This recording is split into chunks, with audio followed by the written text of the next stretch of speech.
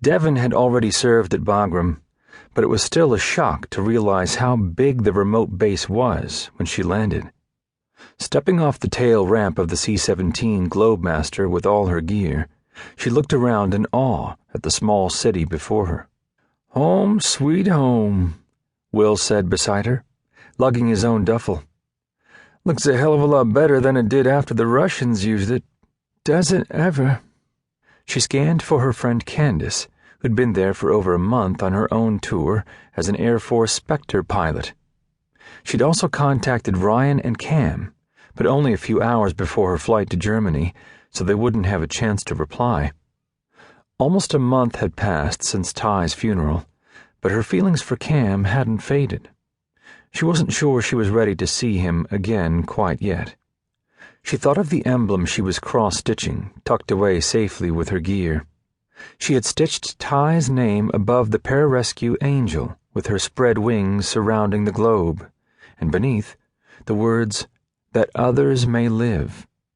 She'd done almost half of it on the flight over, but she'd finish it on her downtime between exercises and missions. Part of her wasn't ready to let him go yet. Following the throng of fellow soldiers, she made her way into one of the large administrative buildings and waited in line to get squared away. Leaving Will to find his own quarters, she headed across the base to where the housing was located. Bagram was fully equipped to look after all the service members stationed there, and had all kinds of amenities, even a Burger King tractor trailer. Anything was an improvement from what the first Americans had found here back at the start of the War on Terror.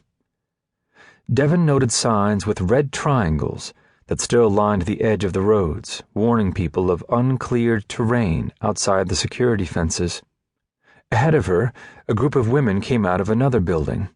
One was tall and blonde, and her leggy stride had Devon craning her neck to make out the woman's distant profile. She caught the blonde's distinctively husky laugh as it floated through the air. "Ace!" Candace stopped and whipped her head around. Her eyes opened in wide surprise, and a huge smile broke over her pretty face. "Spike!" She ran across the pavement, and Devon had barely enough time to drop her bags before her friend all but tackled her. Candace squeezed her tight before stepping back to look at her. "I didn't think you'd be in already. You look great, by the way. Love the short do," she said, ruffling Devon's inverted bob. "Fits better under my helmet this way." Dev laughed. "I was just trying to get my bearings again. Want to show me to my new digs? And I happen to know just where they are." She hefted a bag over her shoulder and put her free arm around Devon's waist. "I arranged it so we're roomies." "How did you manage that?" "It's no biggie.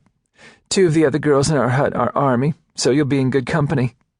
And there are your new best friends," she said, gesturing to the group she'd been walking with. "Come on, I'll introduce you." Dragged along in the wake of her friend's longer legs, Devon smiled at the 3 women waiting on the road, watching them. "Everybody, this is Devon Crawford. Dev, this is Maya Lopez, a security forces officer," she said, indicating a honey-skinned woman about Dev's height with dark straight hair and striking blue-green eyes. They shook hands. "This is Erin Kelly, an Army flight nurse." "Hi," the brunette said softly. Her smile was a bit on the shy side, but she seemed friendly. "And this is Honor Girard, the Army's best mechanic on this base."